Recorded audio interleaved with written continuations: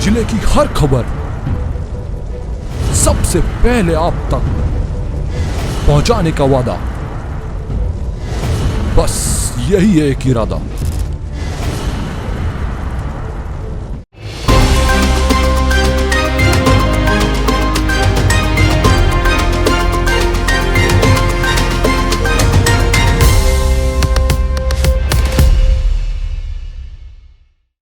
नमस्कार, आप देख रहे हैं पद्मेश 24/7 कृष्णा संडे के साथ। चलिए न्यूज बुलेटिन की शुरुआत करते हैं हेडलाइन से। मोबाइल की खरीद फरोख्त के मामले में पुलिस ने साधी चुप्पी, संदेह के घेरे में दिखाई दे रही है पूरी कार्रवाई।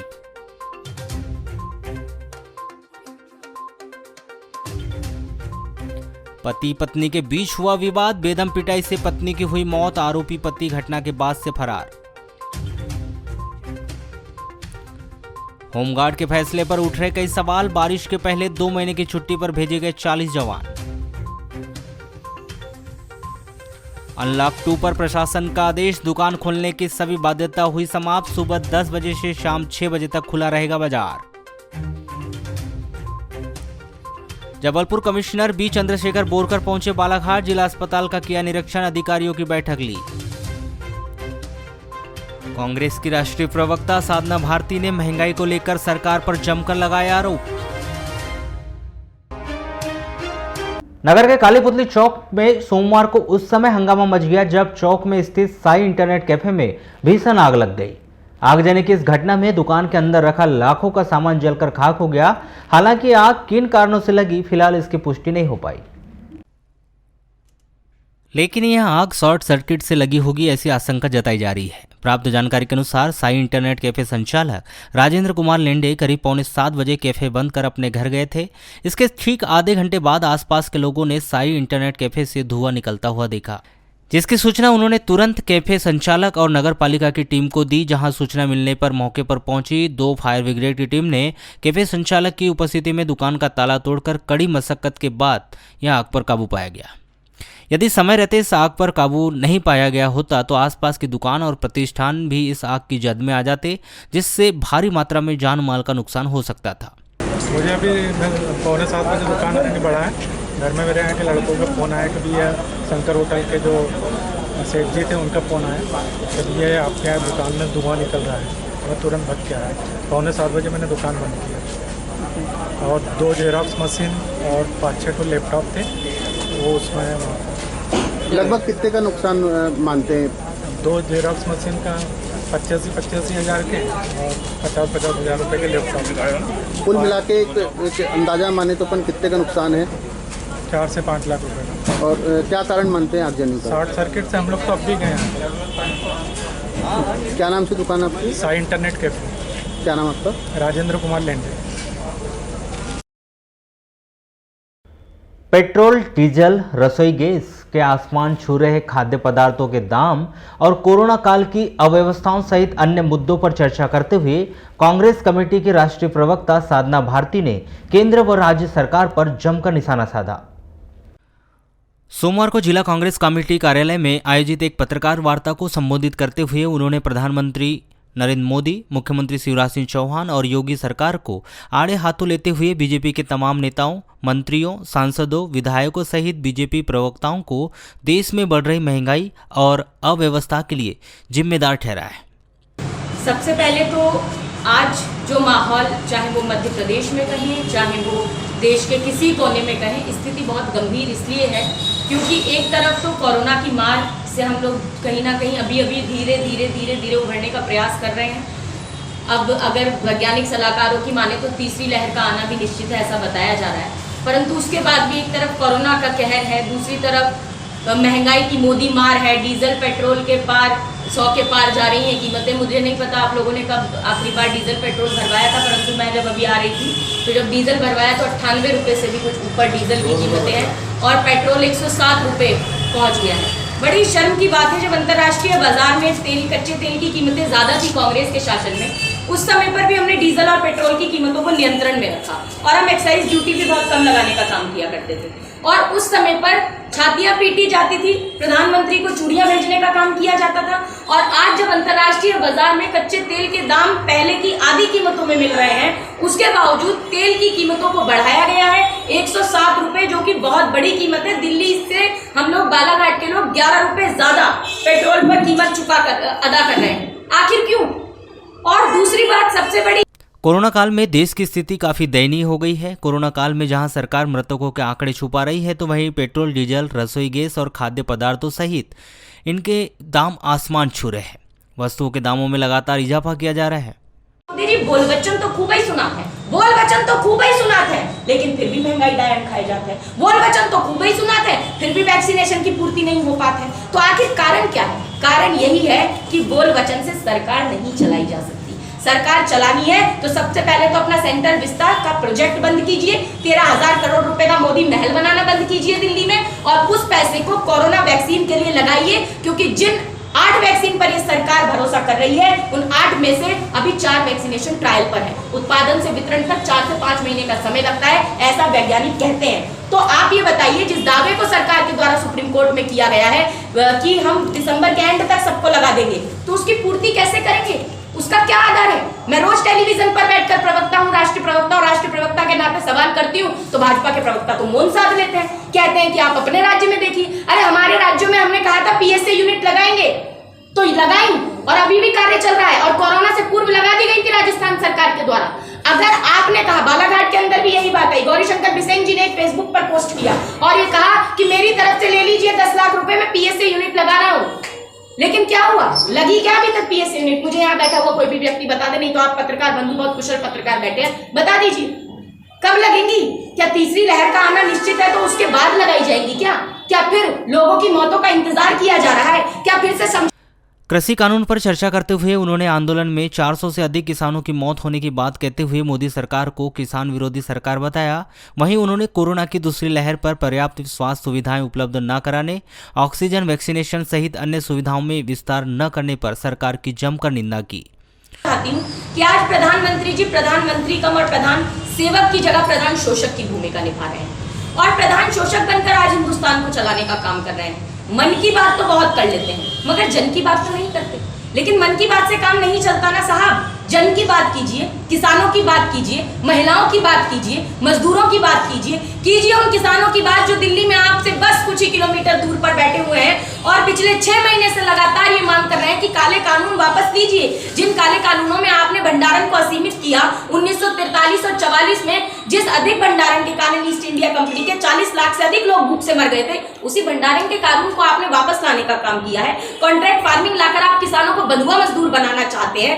आप एपीएमसी एक्ट को हटाकर मंडियों को खत्म करने की कुकृत्य करना चाहते हैं, और आप चाहते हैं इस पर सवाल भी न पूछे जाए। उसके बाद 400 से ज्यादा किसानों ने शहादत दे दी। प्रधानमंत्री जी के मुंह से एक शब्द उनके लिए नहीं निकला, दुख व्यक्त नहीं किया गया।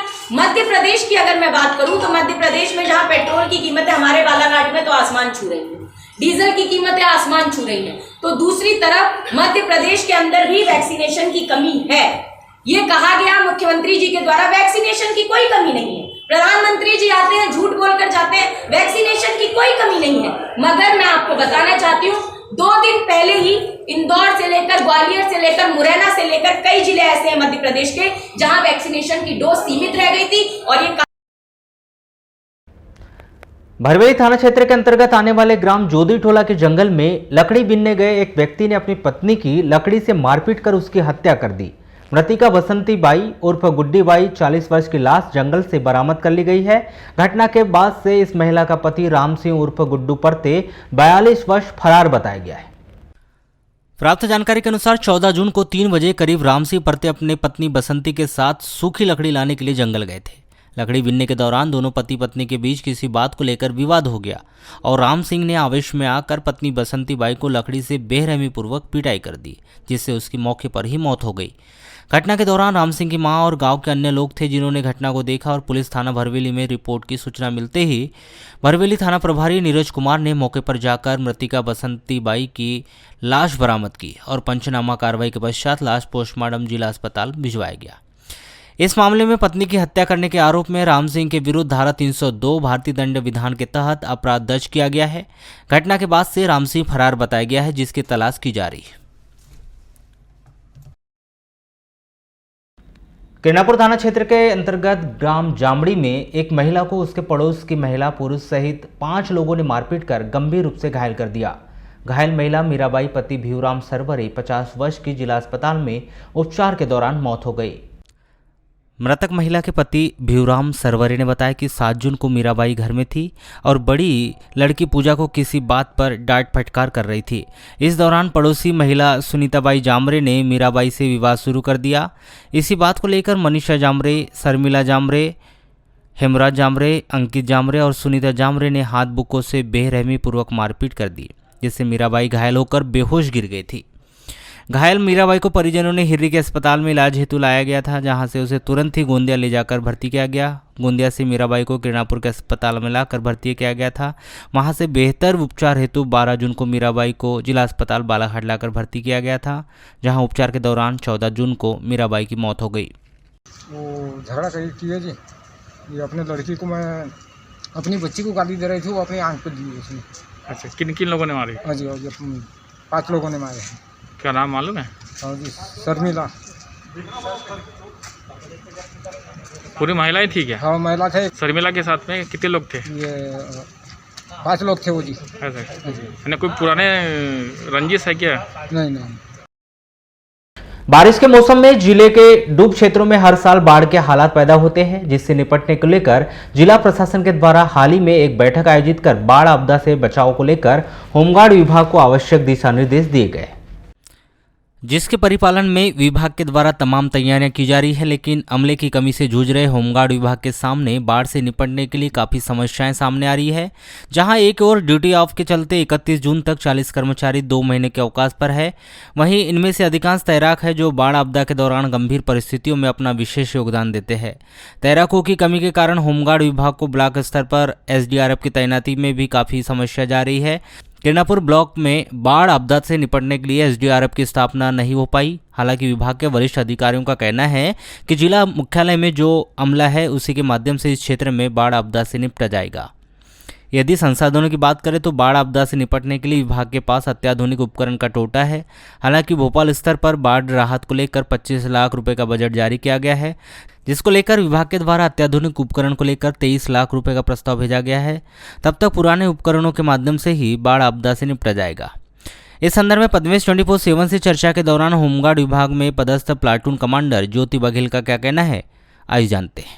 हमारे द्वारा अभी विगत दिनों में कलेक्टर सर के द्वारा जो मीटिंग आयोजित की गई थी उसमें निर्देश दिए गए थे, उसके अनुसार कार्रवाई की गई है, जिसमें जिले में एक EOC और QRT टीम तैनात की गई है, जिसमें 22 जवानों को तैनात किया गया है। इसके अलावा बालाघाट जिले में अन्य स्थानों पर DRG की तैनाती की गई है, 5 स्थानों पर, जैसे लालवर्रा, बारासिवनी, बैहर, लांजी, कटंगी। यहाँ पर बाढ़ उपकरण संसाधनों को भी रखवा दिया गया है और जो जवानों को तैनात किया गया है उनको प्रशिक्षण भी दिया जा रहा है। इसके लिए हमारे द्वारा कलेक्टर सर के माध्यम से जो अपने अपर सचिव उनको लेटर लिखा गया है। अब बाकी जो कार्रवाई है वो अभी अपने पास कितना अमला है? अभी हमारे पास 103 जवान उपस्थित हैं और SDRF के साथ ऐसे टोटल 110 जवान हैं। कोतवाली पुलिस के द्वारा मोबाइल के फर्जी तरीके से खरीद फरोख्त कर धोखाधड़ी करने के मामले में की जा रही अब तक की कार्रवाई स्वयं संदेह के घेरे में दिखाई दे रही है। इसके पीछे कई वजह और कारण भी बताए जा रहे हैं। दरअसल पुलिस के द्वारा मोबाइल धोखाधड़ी खरीद फरोख्त के मामले में एकला चलो की तर्ज पर पूरी कार्रवाई की जा रही है। सूत्र और मोबाइल खरीद फरोख्त करने वाले जानकार बताते हैं कि इस पूरे मामले में GST विभाग को भी शामिल किया जाना था, क्योंकि मोबाइल खरीद फरोख्त की धोखाधड़ी में GST की चोरी भी एक बड़ा मुद्दा है। बावजूद इसके कि पुलिस के द्वारा बीते 2 दिनों से गोलमोल कार्रवाई कर शासन को भी GST से मिलने वाले रेवेन्यू और वसूली का चूना लगाया जा रहा है। इसी बीच जानकारी यही मिली कि पुलिस के द्वारा स्थानीय ट्रांसपोर्ट से 3 डब्बे मोबाइल जब्त किए गए हैं, जिनका कोई बिल या वाउचर पेश नहीं किया गया। इस मामले में भी पुलिस के द्वारा पूरी कार्रवाई पर पर्दा डाल दिया गया। दरअसल मोबाइल खरीद फरोख्त का यह मामला जितना छोटा दिखाई दे रहा है उतना छोटा है नहीं। सूत्र बताते हैं कि जिन दोनों आरोपियों को पुलिस के द्वारा गिरफ्तार किया गया है वे बालाघाट से लेकर देश के 8 राज्यों तक अपना व्यापार करते थे। बावजूद इसके कि पुलिस ने अब तक इस मामले में ना कोई प्रेस कॉन्फ्रेंस कर कोई जानकारी साझा की। लोगों के क्रेडिट कार्ड को हैक कर उनकी पर्सनल आईडी से मोबाइल की खरीद फरोख्त कर एक ही स्थान पर बुलाने का यह मामला बीते कई दिनों से चल रहा था।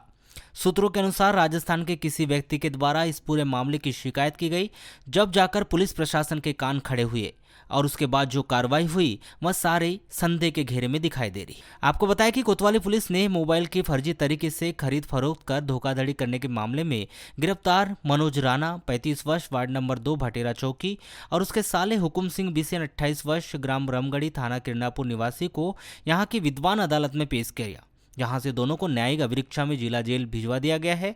3 दिन से की जा रही जांच के दौरान कोतवाली पुलिस के द्वारा जहां मनोज राणा के घर से 19 मोबाइल और 1,74,000 रुपये जब्त किए, वहीं हुकुम सिंह से 6,36,000 रुपये उसके कब्जे से 84 मोबाइल को जब्त किया गया है। दोनों आरोपियों से अभी तक 103 मोबाइल और 8,10,000 रुपये जब्त किए गए हैं। मोबाइल व्यवसायियों के द्वारा हुकुम सिंह बिसेन से खरीदे गए मोबाइल वापस कर दिए गए। अभी तक आधा दर्जन से अधिक मोबाइल व्यवसायियों के द्वारा 250 से अधिक मोबाइल कोतवाली में दिए जा चुके हैं, किंतु इन मोबाइलों को जब्त न कर मोबाइल व्यवसायियों को आरोपी नहीं बनाया गया। कोतवाली पुलिस इस मामले के संबंध में किसी भी प्रकार की जानकारी न देकर चुप्पी साधे हुए है। आपको बताएं कि 12 जून को मोबाइल के ऑनलाइन फर्जी तरीके से खरीद फरोख्त कर धोखाधड़ी करने के मामले उजागर होने के बाद बालाघाट नगर के मोबाइल व्यवसायियों में हड़कंप मच गया है। ऐसे मोबाइल व्यवसायी है जिन्होंने इस मामले के मुख्य आरोपी हुकुम सिंह बिसेन मनोज राणा से मोबाइल खरीद कर बिक्री तक कर दिए थे। जानकारी के मुताबिक यह मामला बालाघाट जिले से ही नहीं प्रदेश के अन्य जिलों से और राज्य से भी जुड़ा हुआ है। इसे अंतर्राज्यीय स्तर का मामला बताया जा रहा है। इस मामले की जांच पुलिस अधीक्षक की उपस्थिति में की गई। पिछले 2 दिनों से पुलिस अधीक्षक कोतवाली में जमे रहे, जिनके निर्देशन में पुलिस टीम बनाई गई है जो प्रदेश के अन्य जिलों के अलावा अन्य राज्यों में भी जांच पड़ताल कर रही है। इस मामले का संबंध दिल्ली, झारखंड से भी जुड़ा होना बताया जा रहा है। सूत्रों के अनुसार व्यवसायियों ने 30 लाख रुपए के 250 से अधिक मोबाइल लौटाए। सूत्रों के मुताबिक मनोज राणा और हुकुम सिंह बिसेन ने नगर के कुछ चुनिंदा मोबाइलों के व्यवसायियों ने बिना बिल के थोक में मोबाइल की खरीदी की थी और यह मामला उजागर होने के बाद कोतवाली पुलिस ने मनोज राणा और हुकुम सिंह बिसेन से पूछताछ के बाद मोबाइल खरीदने वाले व्यवसायियों को बुलाकर पूछताछ की, जिन्होंने मनोज राणा और हुकुम सिंह बिसेन से मोबाइल खरीदी करना बताए थे। आधा दर्जन व्यवसायियों ने 250 से अधिक मोबाइल कोतवाली में जमा कर दिए, किंतु कोतवाली पुलिस ने इन मोबाइल व्यवसायियों से मोबाइल की जब्ती नहीं बनाई और उन्हें मोबाइल की फर्जी खरीद फरोख्त और धोखाधड़ी के इस मामले में आरोपी नहीं बनाया गया और धन लोलुपता के चलते करोड़ों का यह मामला सिमट कर रह गया, जो चर्चा का विषय बना हुआ है। विद्युत करंट लगाकर 2 तेंदुओं का शिकार करने वाले मामले में वन विभाग की टीम ने 5 आरोपियों को गिरफ्तार किया है, जिनके पास से वारदात में उपयोग किए गए जीआई तार, खुटी, बांस सहित अन्य सामग्री जब्त कर सभी आरोपियों के विरुद्ध वन्य प्राणी सुरक्षा अधिनियम 1972 की संबंधित धाराओं के तहत प्रकरण दर्ज किया गया है। आरोपियों में तहसील बैयर सेमर टोला निवासी 50 वर्षीय शुभेलाल उइके, 38 वर्षीय दिलीप वरखड़े, सहजरा निवासी 37 वर्षीय रमेश पंद्रे, सीताडोंगरी निवासी दुबे सिंह मरावी और सेमरटोला निवासी 20 वर्षीय समेलाल पंद्रे के नाम समावेश है, जिनके पास से जांच टीम ने 1 नग बोरी, 90 मीटर जीआई तार, 15 नग बांस की खुटी, 4 मीटर लंबा बांस, 4 मीटर लंबा सर्विस वायर, 570 सेंटीमीटर जीआई तार सहित अन्य सामग्री जब्त की है। बताया जा रहा है कि सभी आरोपियों ने पूछताछ के दौरान शिकार के लिए करंट लगाए जाने की बात कबूल की है। आपको बताया कि वन परिक्षेत्र उत्तर सामान्य बैयर के अंतर्गत आने वाले बीट घुरमुंडी से सटे राजस्व क्षेत्र 1588 में रविवार की सुबह राजस्व भूमि पर 2 तेंदुए के शव मिले थे, जिसमें एक नर तो एक मादा तेंदुआ था, जिनका शिकार करंट लगाकर किया गया था। वन विभाग की जांच टीम ने मुखबिर की सूचना के आधार पर 24 घंटे के भीतर मामले का खुलासा करते हुए करंट लगाकर 2 तेंदुए का शिकार करने वाले इस मामले में 5 आरोपियों को गिरफ्तार किया गया है। जबलपुर संभाग कमिश्नर बी चंद्रशेखर बोरकर के द्वारा 14 जून को जिला अस्पताल की व्यवस्थाओं का जायजा लिया गया।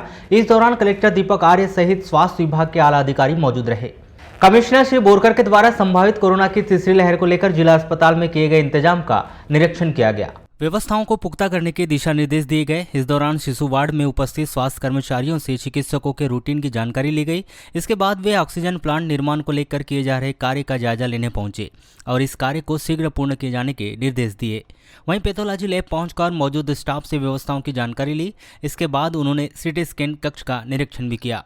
इस संदर्भ में चर्चा के दौरान कमिश्नर बी चंद्रशेखर ने कहा कि संभावित तीसरी लहर को लेकर व्यवस्थाओं को पुख्ता किया जा रहा है।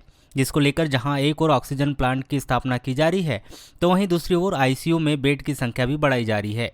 वहीं जिला अस्पताल में हो रही चोरी की घटनाओं को लेकर उन्होंने कहा कि यह जानकारी मेरे संज्ञान में नहीं है, लेकिन उस पर उचित कार्रवाई होना चाहिए। वहीं वैक्सीनेशन की प्रक्रिया की धीमी रफ्तार को लेकर भी कमिश्नर सी चंद्रशेखर ने कहा कि यह सही है कि वैक्सीनेशन प्रक्रिया की रफ्तार कम है, लेकिन पूरा प्रयास किया जा रहा है कि वैक्सीनेशन प्रक्रिया को तेजी के साथ पूर्ण किया जाए।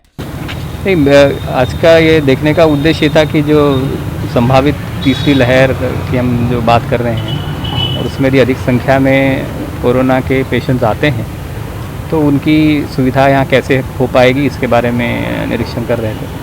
तो अभी हॉस्पिटल में जो ऑक्सीजन युक्त बेड है उसकी संख्या जो पहले 70 के आसपास हुआ करती थी, अब उसमें लगभग 100 की बढ़ोतरी हो गई है, 170 के आसपास ऑक्सीजन बेड है। इसके अतिरिक्त जो 15 आईसीयू हुआ करते थे उसको भी यदि 15 और आईसीयू ऐड होंगे तो 30 आईसीयू हो जाएंगे। और इसके अलावा जो बच्चों के लिए विशेष व्यवस्था की जानी है, जिसमें बच्चों के लिए आईसीयू क्रिएट करने की बात है, उसमें भी 10 आईसीयू बेड तैयार करने की अभी प्रक्रिया चल रही है। तो उद्देश्य ये था कि ये काम सभी जल्दी से जल्दी पूरे हो जाए, अगले एक आध महीने में हम पूरी व्यवस्था कर लें, सभी प्रकार की बेड्स, इक्विपमेंट, दवाइयाँ, खासकर बच्चों के लिए विशेष लगने वाले उपकरण, इन सब की तैयारी हमारी पूरी हो, यही एक उद्देश्य था।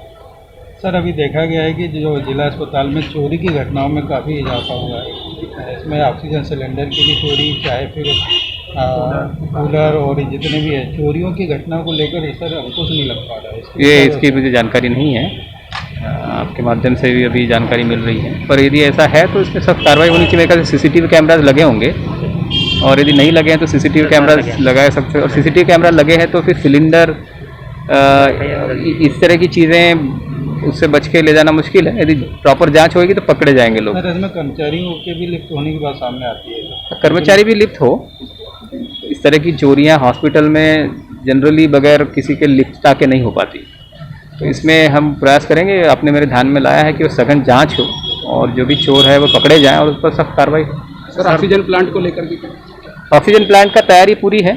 अब चूँकि पूरे प्रदेश और पूरे देश में ही जो ऑक्सीजन प्लांट आता है, जो मशीन आती है, उसकी मांग है हर तरफ। तो ये यहाँ से तैयारी पूरी है, डीजी सेट और प्लेटफॉर्म तैयार हो गया, शेड तैयार हो गया, अब वो मशीन आके लगना ही है। तो यदि मशीन आ जाती है तो वो 1 हफ्ते का काम है उसको इंस्टॉल करने का, और फिर वो प्रारंभ हो जाएगा। तो वो डेफिनेटली अगले कुछ दिनों में आ जाएगा।